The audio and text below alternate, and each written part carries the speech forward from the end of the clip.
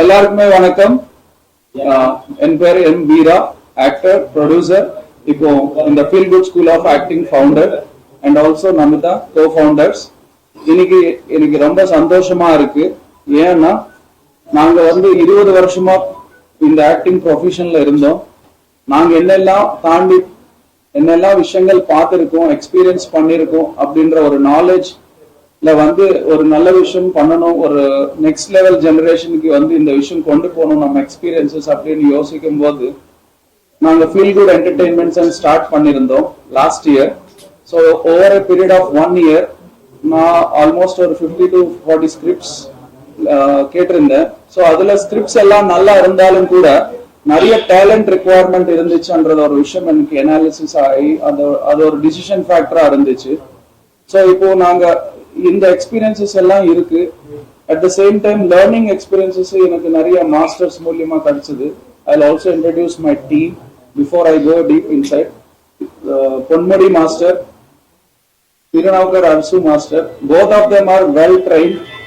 ரொம்ப வருஷமா பல வருஷமா இந்த ஆக்டிங்காகவே இருந்து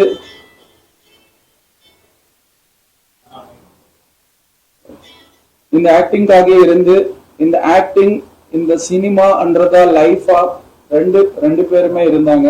சார் என்எஸ்டி படிச்சு கர்நாடகால படிச்சு அப்புறம் almost 7 years of education in cinema. And master கடந்த என்னோட குருநாதர், ரெண்டு பேருமே என்னோட குருநாதர். நான் மாஸ்டர் கிட்ட 2015ல இருந்து நான் என்னோட ஆக்டிங் பிராக்டிஸ் பண்ணிட்டு இருக்கேன். சார் கிட்ட 2020ல இருந்து பண்ணிட்டு இருக்கேன். ஸோ எனக்கு இருக்கிற இந்த எக்ஸ்பீரியன்ஸ், இருக்கிற எக்ஸ்போஷர், இது ஸ்டூடெண்ட்ஸ் எல்லாருக்குமே போகணும். இந்த தமிழ் சினிமால இன்னும் நிறைய ஆக்ட்ரஸஸ் நல்ல கேரக்டர்ஸ் நல்ல மூவிஸ் பண்ணணும்ன்றதோட ஒரு கோல் ஆம்பிஷன்லாம் நாங்க ஸ்டார்ட் பண்ணியிருந்தோம். So I am very happy and so excited to have Sarath sir here on the first batch inauguration. First batch ஸ்டூடெண்ட்ஸ்க்கு வாழ்த்து சொல்றதுக்கு. ஏன்னா சார் நிறைய படங்கள், நிறைய ரோல்ஸ், லைக் 1, 2, 3, 4, 5 அப்படின்னு ஜெனரேஷன் ஆஃப் ஆக்டர்ஸ் பார்த்திருக்காங்க. So I feel so blessed and gratitude for Sarath sir for having me here. ஏன்னா நாங்க சரத் சார் பார்க்கும்போது like என்னோட personal view sir, I feel like one of the best human being I have met on earth. Seriously sir, you are such a ஏன்னா இது ஒரு சின்ன ஒரு விஷயம் கூட சொல்லணும். I went to invite for marriage invitation and sir very smartly take care of her. She is my heroine. Okay. So I hope I taken care of you so well. So thank you so much sir. So we are here for all the upcoming actors, inspiring aspiring actors, to help them, build them, to get them a right platform. Thank you so much and love you all. எல்லாருக்கும் வணக்கம். இன்னைக்கு நம்ம முதல் batch இருக்கு, first acting batch, feel good school of acting. அதுக்காக இங்க இது actually ஒரு சின்ன ஒகேஷன் தான். இந்த சின்ன ஒகேஷனுக்கு இவ்வளோ பெரிய இம்பார்ட்டன்ஸ் கொடுத்துருக்கு. நான் சரத் சாருக்கு ரொம்ப ரொம்ப நன்றி சொல்றேன். Thank you for coming here sir. And like my husband sir, நம்ம எல்லாரும் movie industry, in acting industry and இப்போ டேலண்ட் நிறைய வேணும். நான் கம்பேர் பண்றேன்னா ஒருவேளை தெலுங்கு இண்டஸ்ட்ரியில நிறைய டேலண்ட் இருக்கு, ஹிந்தி இண்டஸ்ட்ரியில கூட செம்ம டேலண்ட் இருக்கு. ஆனா நம்ம தமிழ் இண்டஸ்ட்ரியில இப்போ கூட நிறைய ஆக்டருக்கு வாய்ப்பவே இல்லை. So we are trying to guide all the upcoming actors and give them correct guidance. And adukagaga we have started this and unga ellarku blessings vedum. So adu support kaga nandri kaga romba nandri.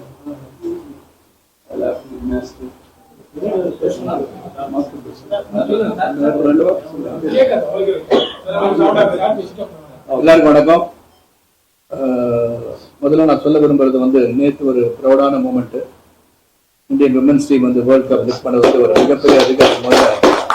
வாழ்க்கை மறுபடியும் உங்க முன்னாடி நான் சொல்ல நான் கடமைப்பட்டிருக்கேன். ஒரு பெரிய ஒரு ஹிஸ்டாரிக் மூமெண்ட். நம்ம எல்லாருக்கும் அந்த ஆனந்தத்தோட இன்னைக்கு இங்கே அந்த ஃபீல் குட்டோட இந்த ஃபீல் குட் ஆக்டிங் ஸ்கூலை நான் துவக்கி வைப்பது நான் மிக மிக மகிழ்ச்சி அடைகின்றேன். இதில் வீரா சொன்ன மாதிரி, நமிதா சொன்ன மாதிரி, one of the best friends I have இந்த இண்டஸ்ட்ரி அப்படின்னா Namitha is good friend of mind. அதனால தான் அவர் கல்யாணம் பண்ண போறேன்னு சொன்னா பார்த்துக்கோங்க, ஹீரோயினை பத்திரமா பார்த்துக்கோன்னு சொன்னேன். ரெண்டாவது I had the opportunity to go to திருப்பதியில் போயிட்டு நான் டச்சிங் மூமெண்ட்னு சொல்லணும்னா நானும் ராதிகாவும் போயிருந்தோம். அங்கே போனால் அவங்க மேடைக்கு போகும்போது கணவர் அங்கே உட்காந்துருக்காங்க. மேடைக்கு போனால் Namita came running to me, fell on my feet and took a blessing. Still I cannot forget. So these are the qualities I find in Namita. அவங்க வந்து கூப்பிட்டு இந்த பள்ளி ஒன்று துவங்கி இருக்கும், நீங்கள் வரணும்னு சொன்ன ரொம்ப மகிழ்ச்சியாக வரேன்னு சொல்லிட்டு நீங்கள் நான் வந்திருக்கேன். நான் இவ்வளோ பேரை வந்து சந்தோஷமாக இருக்க காரணம் என்னென்னா, ஒரு ஆக்டிங் ஸ்கூல் ஆரம்பிக்கிறாங்கன்னு சொல்லும் போது அதை வந்து உலகத்துக்கு கொண்டு போகிறதுக்கு நீங்கள் வந்திருக்கீங்க. ரொம்ப மகிழ்ச்சி, நன்றி இருக்குது. நமிதா சொன்ன மாதிரி நீங்கள் சொன்ன மாதிரி நம்ம எல்லாம் வந்து ஒரு ஆக்டரோ ஆக்ட்ரஸோ வரதே வந்து ஒரு மிகப்பெரிய ஒரு வரம் என்று சொல்லணும். ஏன்னா நம்ம வந்து ஒரு ரொம்ப இம்பார்ட்டன்ட் பொசிஷனை வந்து இறைவன் கொடுத்துருக்கான்னு நான் சொல்லுவேன். அது வந்து முக்கியமா இன்னைக்கு வர ஆஸ்பைரிங் ஆக்டர்ஸ்க்கு இது சாதாரண ஒரு ரெஸ்பான்சிபிலிட்டி கிடையாது. இது மக்களை மகிழ்விப்பது ஒரு புறம் இருந்தால் கூட உங்களுக்கு ஒரு கொடுக்கப்பட்டிருந்த ஸ்தானம், ஒரு மிகப்பெரிய ஒரு ஸ்தானத்தை இறைவன் கொடுத்துருக்கான்னு நான் சொல்லுவேன். ஏன்னா நீங்கள் கோயிலுக்கு போய் சாமி கும்பிட்டு இருக்கும்போது கூட ஃபோட்டோ எடுத்துக்கலாமா சார், இல்லைங்க நான் சாமி கும்பிடுங்க அப்புறம் எடுத்துக்கலாம்னு சொன்னா கூட இல்லைங்க சாமிக்கு தான் இருக்கும், நீங்க போயிருவீங்களே அப்படின்னு. அப்ப அந்த ஒரு முக்கியத்துவத்தை இறைவன் நமக்கு வழங்கி இருக்கிறார். பெரிய பெரிய கோடீஸ்வரர்கள் இருக்கலாம், ஆனா நம்ம தான் அடையாளம் கட்டப்படுறோம். அப்படி இருக்கும்போது we have a moral responsibility to do something to the society, give back something to the society. அப்படி இருக்கும்போது பல டேலண்ட்ஸ் இன்னைக்கு வந்து ஊர்ல இருந்து கிளம்பி வந்து எப்படி வந்து கஷ்டப்பட்டு அவங்க வந்து முன்னுக்கு வரதுக்கு முன்னாடி ஆக்டிங் நியூவான்சஸை கத்துக்கணும் அப்படின்னு பாக்குறேன். நான் வந்து எந்த ஸ்கூலுக்கு நான் போல, வாட் ஐ ஃபெல்ட், மனசுல என்ன தோணுதோ, இந்த கேரக்டருக்கு நடிச்சா எப்படி இருக்கும், ரிமோட் பண்ணா எப்படி இருக்கும், இதை நினைச்சுதான் நான் வந்து நடிக்கிறேன்னு சொல்லி நேச்சுரல் ஆக்டர், என்னோட மெத்தட் ஆக்டர். ஸோ அதனால என்ன வந்து அந்த கேரக்டரை புரிஞ்சுட்டு நடிக்க வந்தேன். ஸோ இன்னைக்கு வந்து இந்த ஸ்கூல்ல வந்து ஸ்டூடெண்ட் மாணவர்களுக்கும் அஸ்பைரிங் ஆக்டர்ஸ் நீங்க நிறைய சோஷியல் மீடியா ஹேண்டல்ஸ் எல்லாருமே அவங்க ஆக்டிங் ஸ்கில்ஸை காமிச்சிடறாங்க. நிறைய ரீல்ஸ் போடும்போது இவங்க நல்லா இருக்காங்களான்னு சொல்லக்கூடிய அளவுக்கு வந்துருக்கு. ஸோ நிறைய பேர் இப்போ என்ன பண்றாங்க, இப்போ ஆக்டர்ஸ் அசோசியேஷன் இதெல்லாம் மீறி மெம்பர்ஸ் இல்லாமல் they're also going for social media presence இருக்கவங்கலாம் நீங்க வந்து இன்னைக்கு படத்தை போறது வாய்ப்பை உருவாக்கி கொண்டுள்ளார்கள். அவங்களா உருவாக்கிட்டாங்க. அதை இன்னும் கொஞ்சம் சிசல் பண்ணா, இன்னும் கொஞ்சம் கூடு தீட்டினால் எப்படி இருக்குன்னு நான் பார்க்குறேன். அந்த டேலண்ட்ஸ் வந்து தே காட் பேசிக் ஆடிஷன் பண்ணும்போது சரி, எப்படி வந்து பேசணும், எப்படி வாய்ஸை கண்ட்ரோல் பண்ணணும், எப்படி உங்க பாடி லாங்குவேஜ் இருக்கணும், எப்படி அந்த கேரக்டராகவே இங்கே மாறணும், இதெல்லாம் சொல்லிக் கொடுத்து வந்து ஒரு ஸ்கூல் தேவைப்படும். ஆக்டிங் ஸ்கூலாக இருந்தாலும் சரி, இப்போ கிரிக்கெட்டே எடுத்துக்கிட்டீங்கன்னா கூட நான் வெற்றி பெற்றனால அதை பற்றி பேசுகிறேன். இப்போ வந்து ஒரு ஸ்ட்ரோக் பண்றாங்க, ஃபார்வர்ட் ஸ்ட்ரோக் பண்றாங்கன்னா அதுல ஏதோ ஒரு மிஸ்டேக் இருந்துட்டே இருக்குன்னா ஒரு டெக்னிக்கலா இப்படி கொண்டு போற கொஞ்சம் இப்படி டர்ன் பண்ணி பண்ணுங்க சார் கொஞ்சம் நல்லா இருக்கும்னு சொன்னாங்கன்னா that may be very effective. அதே மாதிரி ஆக்டிங்ல எனக்குலாம் நடிக்க தெரியும், டைலாக் சொல்ல தெரியுங்கிறது ஒரு உணர்ந்து சில இந்த இடத்துல பாஸ் பண்ணுங்க, இந்த இடத்துல கொஞ்சம் ஏற்றுங்க இறக்குங்க, இது இல்லாமல் கற்றுக் கொடுப்பது அந்த school. So definitely feel good வந்து நல்ல ஒரு பேர் வச்சிருக்காங்க. ஏன்னா எனக்கு சூப்பர் குட் வந்து 13 படம் பண்ணியிருக்கேன். மோதி சார் 100 படம் பண்ணியிருக்காங்கன்னா அதில் வந்து 13% படம் நான் பண்ணியிருக்கேன். ஸோ அதனால அந்த குட் அப்படின்னு சொல்லுமா அந்த ஃபீல் குட் பேர் வச்சிருக்கீங்க.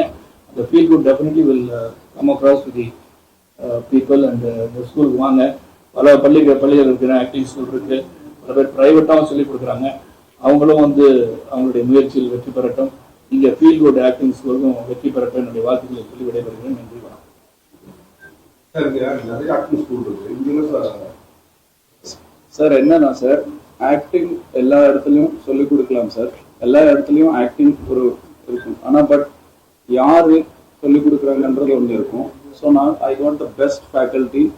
இவங்க இல்லாமல் இன்னும் நிறைய இருக்கு சார். நாங்கள் இந்த கோர்ஸ் ஆஃப் சார் சொன்ன மாதிரி there are two ways of going sir. One is by experience, one is by crafting the profession. So அந்த காலத்துல டைம் இருந்துச்சு சார். ஓகே, இப்போ டைம் கிடையாது. And the budget of movie has gone beyond. So எப்படி எங்க யாரு எப்பன்றது ஒரு முக்கியமாக நாங்கள் ஃபோக்கஸ் பண்றோம். Moreover 100% quality education. Because as I said, sir வந்து 10 years of education in the acting.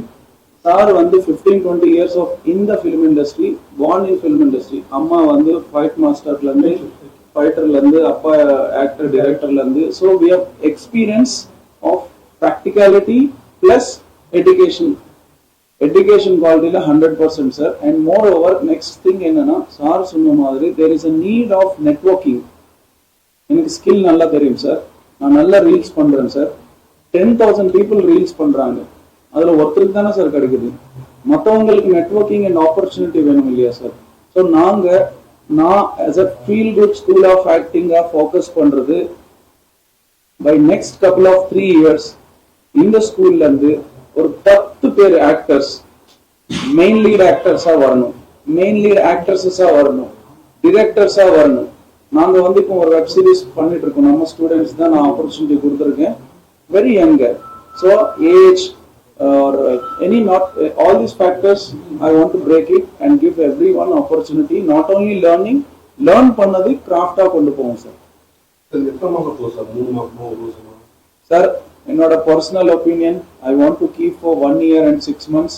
But இப்போ இந்த காலகட்டத்தில் இருக்கிற எல்லாருக்குமே ரொம்ப ஃபாஸ்டா 3 monthsல பண்ணுங்க, 10 daysல பண்ணுங்கன்றாங்க. Sorry to interrupt. சில தடவை நம்மளுக்கு கால் வரும், 3 days 3 நாள்ல ஃபினிஷ் பண்ண முடியுமா, அந்த மாதிரி கேள்வி கூட கேட்டுட்டா 3 days.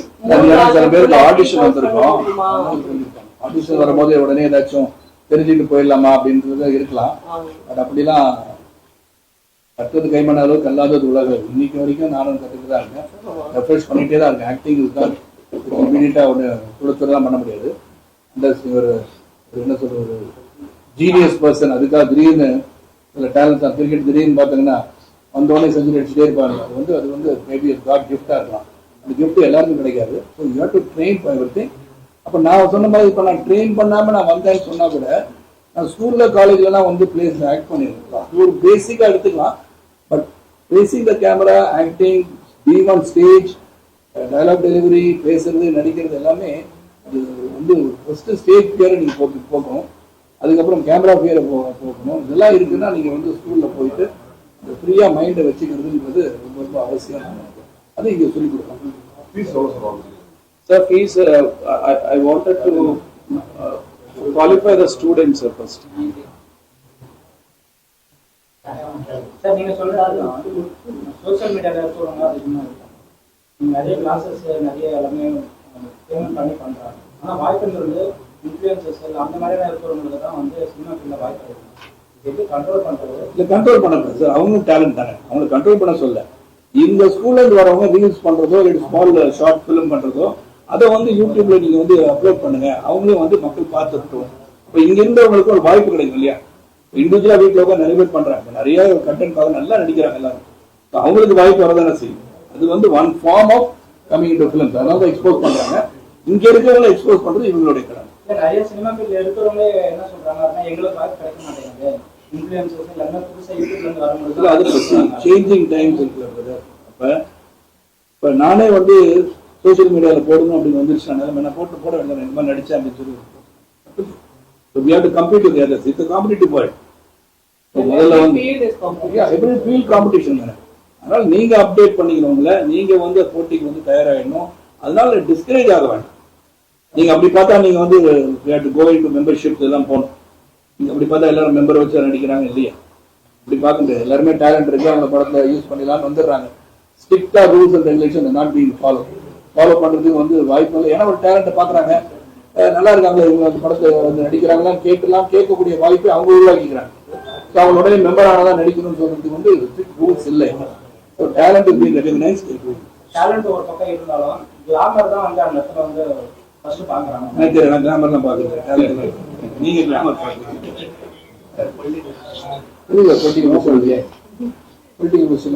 அண்ணா ஆக்டிங் வந்திருக்காங்க. நாங்க இப்போ வந்து ஃபண்டமெண்டலா 3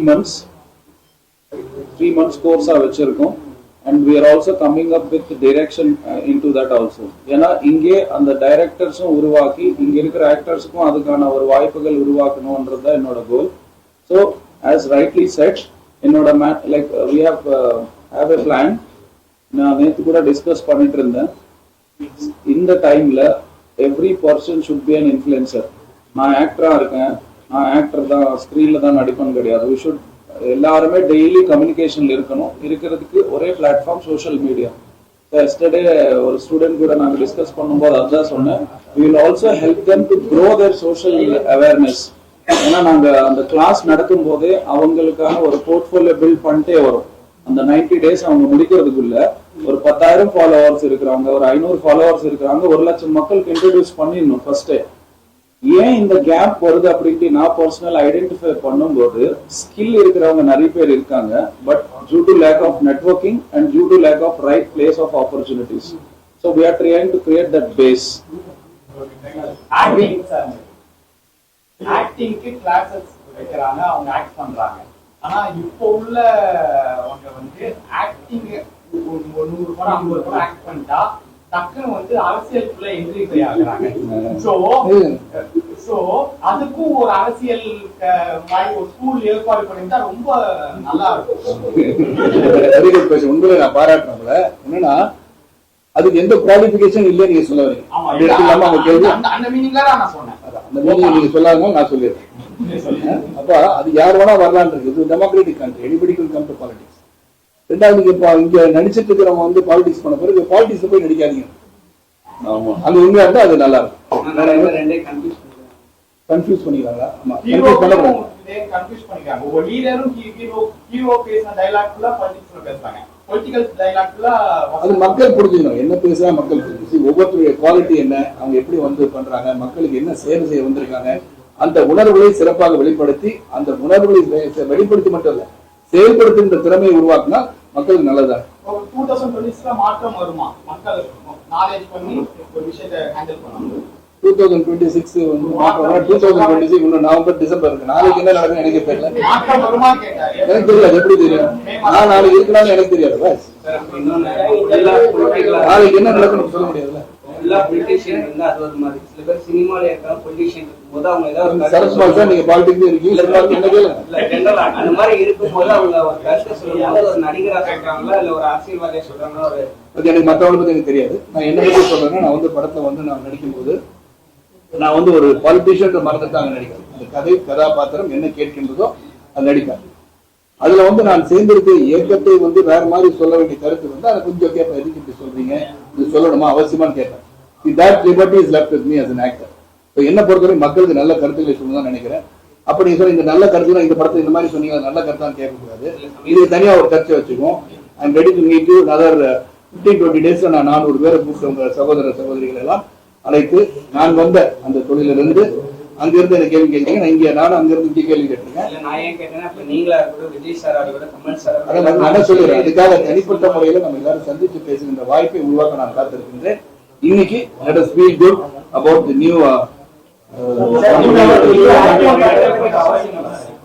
நானே ரிக்வெஸ்ட் பண்ணுறேன். இம்பார்ட்டன்ட் क्वेश्चन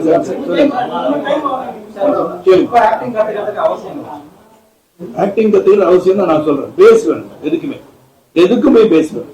எல்லாத்துக்குமே எந்த தொழிலா இருந்தும் யூ ஷுட் நோ சம்திங். இப்ப அங்க இருக்கீங்கன்னா you should know about the world.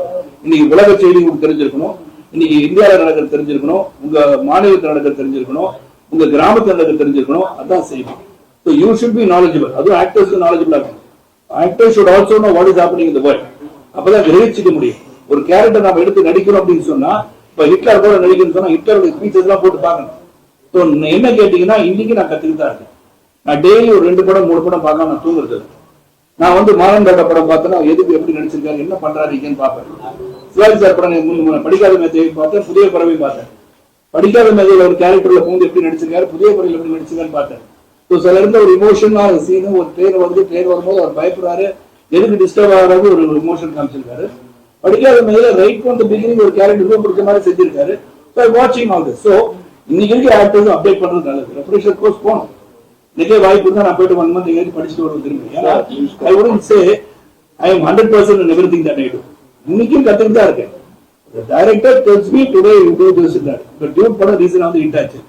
But Dune படத்தோட கேரக்டரை நான் வந்து அந்த மாதிரி நான் வந்து திங்க்வே பண்ணியிருக்க மாட்டேன். ஸோ டைரக்டர் சார் இந்த மாதிரி நீங்க பண்ணா நல்லா இருக்கும்னு சொன்ன பிறகு அதை உள்வாங்கி நடித்தது விளைவு தான் அது. So you start learning every day a new character that is given to you. Challenges. Sir Tamil Nadu மட்டும் இல்லாம இப்போ இங்க அஜித் போனாலும் சரி, அஜித் போனாலும் சரி, கூட்டம் வந்து செத்து போயிடுறாங்க.